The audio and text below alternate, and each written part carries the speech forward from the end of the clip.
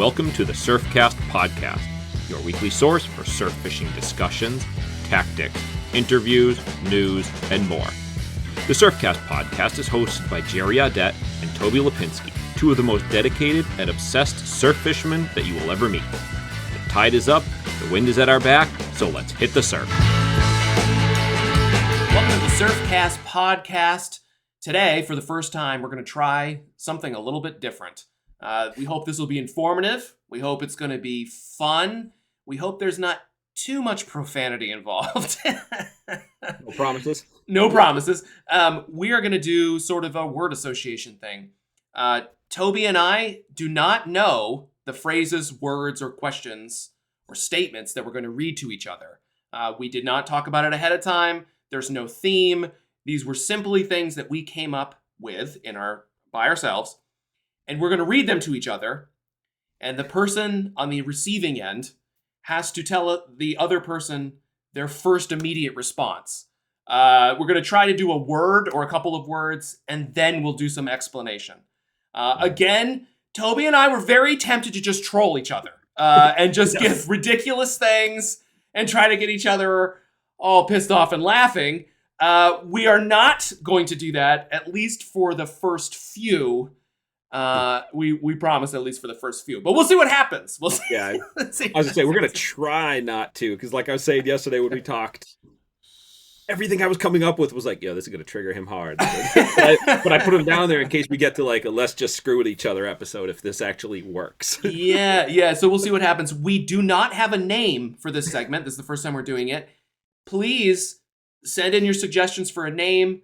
Send in your suggestions potentially for the next time we do this. Something we might want to ask each other. But if you do that, you're going to have to send it to us just to Jerry or just to me, so that who it gets asked to doesn't know. That's right. That's a piece of it. Like, I've got my questions here on my phone. Like Jerry said, I don't know what he's got on his. He doesn't know what I have on mine. So if you think it's something that could be good for one of us to ask the other, send it. You can find us on Instagram. Yeah, that's probably the easiest way to do it. Yeah, send us that, and we'll take note. And definitely, we're looking for a name. We got a couple ideas we've thrown around. Nothing is a home run quite yet. We're close. But yeah, let us know, and if we end up choosing yours, we'll do something. We'll hook you up down the road. Trust us for that. It won't be your effort will not go unrewarded. Yeah, that's right. Well, so Toby, I did most of the explaining. Do you want to kick it off with the first question? Let's see. You want me to start with a trigger, or you want me to start with No. Let's start with the serious. All right. Serious.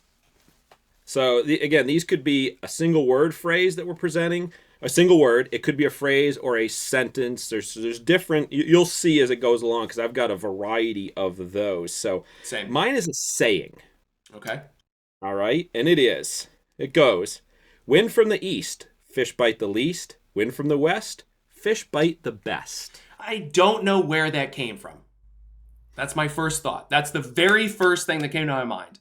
I wonder where that came from, because I think that every single time I hear it.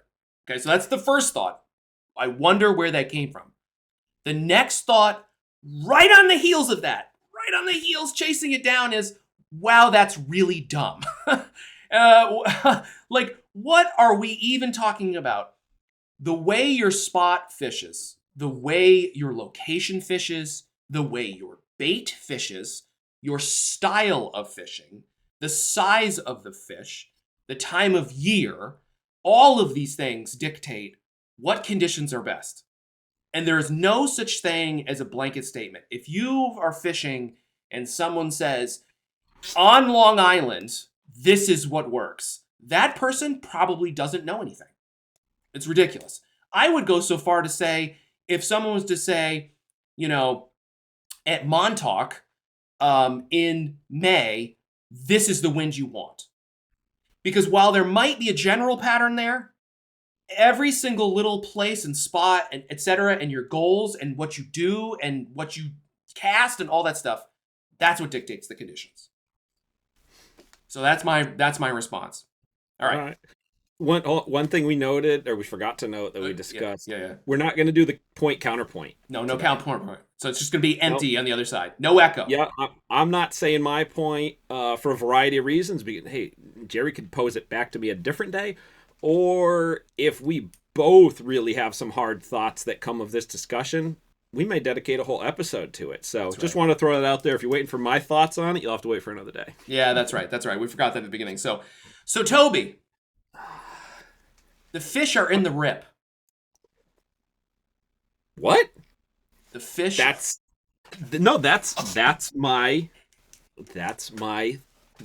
what jumps into my head. Wow. The fish are in the rip. I think it's similar to the last one. It's too general. It's another rule, like these surfcasting rules that people buy into and perpetuate over time, that you have to be in the rip. That's where the fish are. That's where they're feeding. I've seen it so many times that that's not the case. They're not in it. They're not right in the front of it, in the face. And I'm perceiving with that comment to be where the water's standing up. I mean, that's not even where the structure is, or whatever if you got a rip based off a structure, a depth change where it's visually showing on the surface isn't even right where the structure is starting, which I think is why a lot of the times the fish are set up in front of it. I've seen that on boats when the water's clear enough to see down. I've seen that in the surf. I can envision right now in my head a spot. I was probably 13 or 14 years old, and there was a rip from shore, and I was hammering it, and I saw a striped bass essentially surfing the front side of the beginning of that rip. And it was like a revelation that they're not in the rip. There were fish in there, but that's not the only place they're setting up. Plus, while it's the difficult water for the bait fish to hold in and get tossed around, it's not the easiest place for the striped bass to efficiently ambush prey. It might dart in, dip out, and eat, but I wouldn't even see that as the best place for them to spend any extended amount of time. Nice. Toby, have we already triggered each other in the very first two? A little bit. That's why I was like, what? Sorry, there wasn't much of a response or a gut word, but I'm trying to keep it to what jumps into my head, unless that's what I say every time. I'll try to not keep it as. That's really funny, because I was like, did he not hear me? I didn't think, is his mic working? Hello, is this thing on? Yeah. No, that was the gut. That's funny. Feeling, the gut response. That's funny. Well, what do you got for me next? All right, so blitz fishing is easy. No, it's not. Which is interesting. I wonder what that means. Blitz fishing is easy. You know, there are conditions in which fish are blitzing and they will take anything you throw. And in many, or I would say most of those situations, those fish are small. And that's when blitz fishing is easy. But guess what? Catching little fish is often kind of easy once you get the hang of it. You know, when we all started, catching small fish was hard. And, you know, depending on how much time you have to put in, you know, your goals or whatever, catching small fish sometimes can feel very hard still. But catching small fish, they'll pretty much attack anything all the time. And if they're in a full-on frenzy, they're usually not totally selective, right? But if you get on big fish in a blitz and they're on, you know, whether it's bunker or squid or sand eels or whatever it is that they're blitzing on, it can be one of the most frustrating things that I encounter. I mean, and now, you know, honestly, now thinking about it even a little bit more, it doesn't even have to be giants. It can be 12 to 20 pound fish, 15 to 20 pound fish. They can get selective in a way that makes them super frustrating. They can not be taking individual plugs or flies. They can just be running through the school with their mouths open practically. And man, there are a couple of situations I can remember where I'm watching the fish rolling in crystal clear water. There's no waves, there's no anything. And they're right there in front of me. I see exactly what they're feeding. I have a fly that looks exactly like it. Exactly. And I can't get a single one to eat for hours. until finally a bluefish comes and bites it off. And ends the pain. That's it. So, Toby. Hold on, I gotta say, as you're ready to ask, I don't know if you feel. I'm like dying, dying to respond, right? Yes, and like nervous what the question's gonna be. So, like, there's tension on this side of the camera. Well, so maybe the shows are different their person, because when you're talking, I'm like dying to get my input in. Like I want to respond, and not even to the question, but to what you're saying. You know what I mean? Oh yeah. I'm having a hard time with it, but like I said, I think that's good for what we can do down the road. But no, when you're about to read it, I'm like getting all worked out. My blood pressure is escalating. So Toby, please don't die on air. Can you please not die on air? Okay, I'll try. So Toby, strong west wind tonight.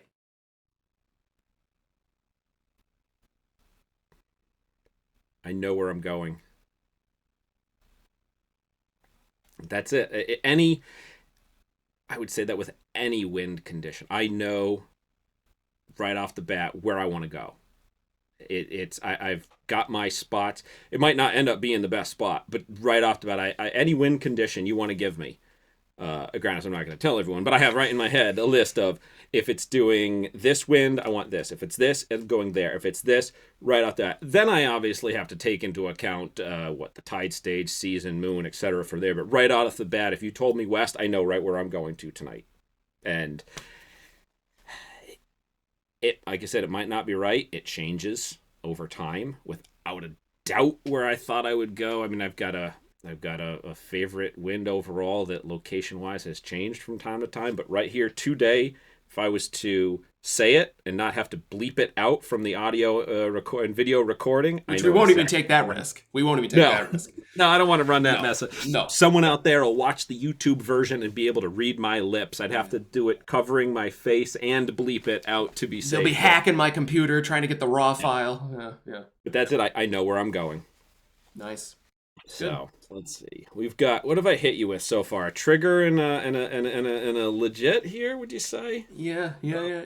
Well, okay. So this one is something we've talked about a bunch of times, so that's why this one ended up on the list. Okay. And it's sort of a theme: fishing soft plastic swim baits in the surf. Underutilized, misunderstood.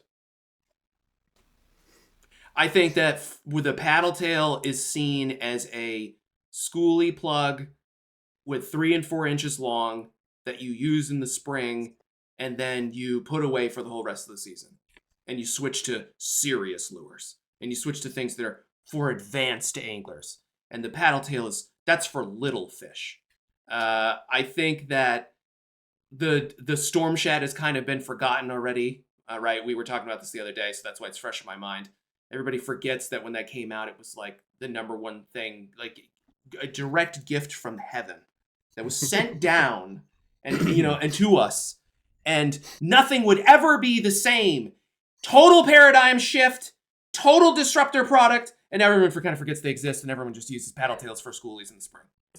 So, which is an interesting thing, maybe to talk about in the future, but I think that, and I don't want to comment too much, actually, because there's things that I don't want to talk about on the podcast, but there are unbelievable potential that I have personally experienced with Paddletails that would blow people's minds.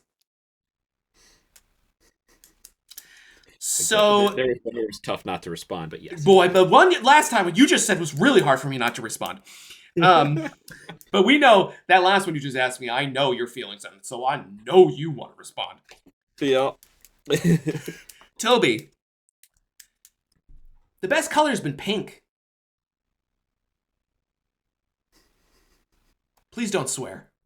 Yeah. We'll have to go with the G-rated response. I would have G-rated. Nicest thing I could say is why. So my thought here, color. I mean, I get into color, and I will give credit on this to Dave Anderson when the way he put it, that color doesn't matter until it does. So that's why. Why is it that was why is it pink? Is it because of something, a bait, that was around that you perceive to have the best representation by way of pink? Is it because everybody was throwing that color? Is it the water clarity, light? There's so many questions that jump into mind as why that again are on the G-rated side of things that I'm not just going to tear you apart and rip you up when I want to respond to it. That said, I mean, if you want to talk straight up pink, I've got some pink plugs. There was the flurry of it was the hot color out on Cape Cod for some time, which I read a story with was on I believe when Mike Dauphin still owned Tattoos Tackle. He was running articles on his website. They're still out there in existence, I believe. I know I've got I saved PDF copies of them when I knew Mike was selling the company in case I would lose the articles just for reference sake. But he actually had the story of pink and how it came about. And if I remember correctly, while initially there was a bit of a flurry of action that started with production, pink plugs, Rebels out on the Cape, I think there was an aspect to the story of salesman trying to like dump a color and built a false like surge of interest on it. I could have that part wrong. I apologize. This is on the fly. I haven't had a chance to research it, but that's where my mind's going with the pink. Trying to keep my mouth shut. I'm trying really hard. All right, let's see. All right, I want to do this funny. I want a funny one. Okay. Ruin a surf fishing trip in 5 words or less. Bring out the pencil popper. That's pretty good, right? That's right at the top of my head. Is that good? There you go. You got 5. You got 5. I was counting in my hand. You couldn't see. Yeah. But I don't know why. That's where I went. I think. So that's interesting. So I don't know why that just triggered in my mind, but that's definitely the first thing I thought of. And I think it's probably because it's not because the pencil popper is always a bad lure. And it's not because the pencil popper can't be effective.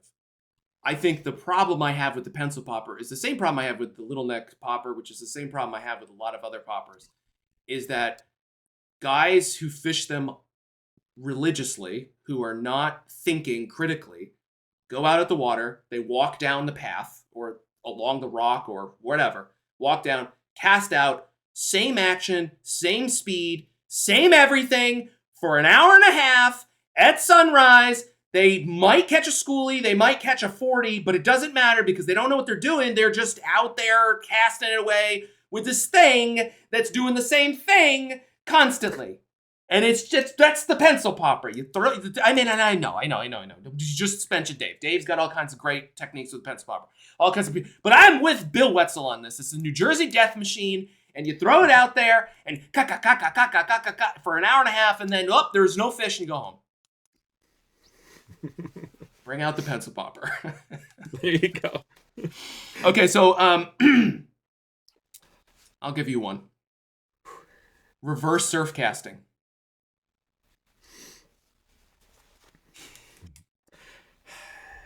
Article. And this is why this popped in my head. I'll explain it. It's because I don't know where the term came from originally. When I first joined the Fisherman magazine, I remember trying to assign an article and get someone to write that because I don't remember who exactly it was, but somebody wanted us to cover that subject. Okay. And they were hounding me, and I finally found someone. They wrote the article, and it was great.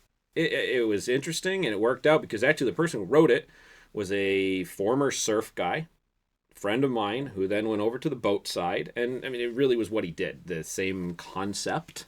Okay. Reverse surf fishing, which was when he was in the surf, he was throwing the plugs out. The needlefish, the sluggos, the darters, etc. And then as soon as he got on the boat, he basically did the exact same thing, except now the boat was parked where he was casting to, and he was casting back to where he was standing when he was surf fishing.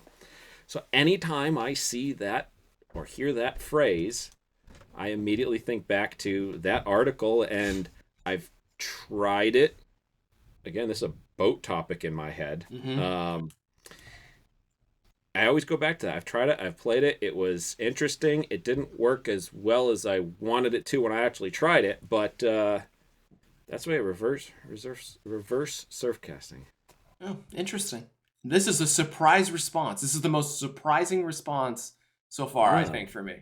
We'll discuss that off air, maybe. I was to say, we are talking about that subject.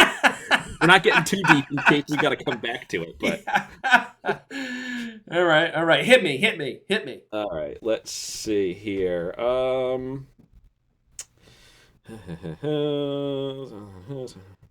kind of did that. Okay. Montauk is the surf casting mecca. I hope everyone's watching the YouTube to see my face immediately. I understand why. How about that? That's probably, besides the eye roll that immediately came, and everyone in Montauk loves Montauks now, like out to slash my tires. I understand why. I understand why it's considered the mecca, because it has everything, right? It's a microcosm of Striper Coast. It has virtually everything. It's got sand beach, it's got boulders, it's got it's got rough water, it's got calm water, it's got deep water, it's got shallow water. It's got a point, it's got grip, it's got la la la la la la. It's got a lot of everything. It's also easily accessible for a lot of people, right? Maybe even the majority of people who are fishing. I don't know. I don't really know, because Long Island is, And there's a lot of very famous anglers, for better or for worse, mostly better actually, I would argue, who have come out of Montauk. And a lot of techniques and a lot of really game-changing things, from bucktailing to wetsuiting, right? And I'm not bucktailing, maybe I shouldn't even have said that. But, there's lots of things that come out. So I get it. But the idea that these days that Montauk is somehow a required pilgrimage, or, is the best place to fish, is a ludicrous construct for me. It's absolutely outrageous. I have fished it many times. I have been all up and down the Striper Coast. I have fished for stripers in places that I guarantee 99.9999999% of people have never ever even been. And I can tell you right now, while I enjoy my time in Montauk, there are places that are better. Ooh, please don't slash my tires. Please. Please. Here it comes. Quick, put that spam filter up in the inbox. All right, Toby. You ready for one more? We gonna close on this? Are we at the last one yet? Because again, my blood pressure is open. All right, you asked me the first, I'll finish with the last. How about that? One thing I want to throw out there that we didn't address, and now we're going to have to leave it in. There is no pleading the fifth. There is no creative edits if we didn't want to answer any of this. Oh, that's true. We're not editing this. This is not. No. And I'm starting to go, oh God, what did I just say? Oh no. Oh boy. Oh man. I guess I meant it, because it's the first thing that came across my. All right. Sunrise triggers a new bite. Not for me. Sunrise and surf fishing mean I'm either rarely on the way home from fishing already, or I'm already in bed. The way I fish, now there were times when different stage of my life, youth, when I had the energy to fish all night, I would fish right through to sunrise, and it never paid off. Like that at sunrise, it was almost like, sort of on the flip side, the sunset, because I fish the sunset more than I fish the sunrise currently. So I've got more recent examples running through my head. That exact transition for me, what I would call the sunset twilight, that little window, for me, my experience is bad. And I found the same thing on the other side, that when the sun is just coming up, it would turn off a bite. And I always thought it's going to do something. And like, that was sort of an accepted truth, that it's going to kick the bite on. But it never did right away. It would be more of, once that was gone and sort of the daylight was established. They're not full up sun noon, but I'm talking, after an hour, 45 minutes maybe from sunrise. That's when it's almost like there's a reset. The fish are in their nighttime mode. It's full dark.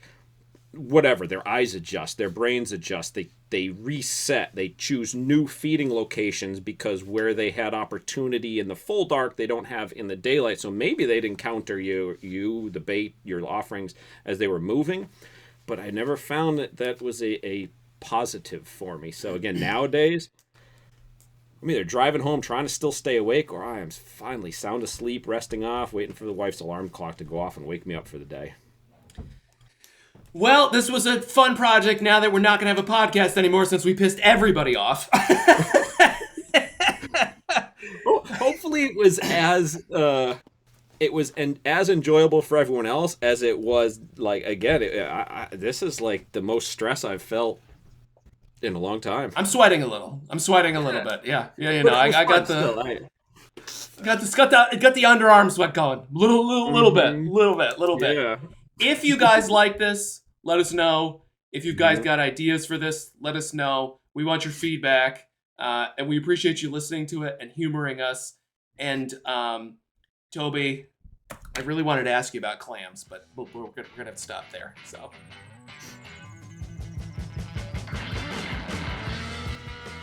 This has been a weekly edition of the Surfcast Podcast. You can find out more about the podcast and find more episodes at surfcastpodcast.com. And be sure to check us out on social media at the Surfcast Podcast.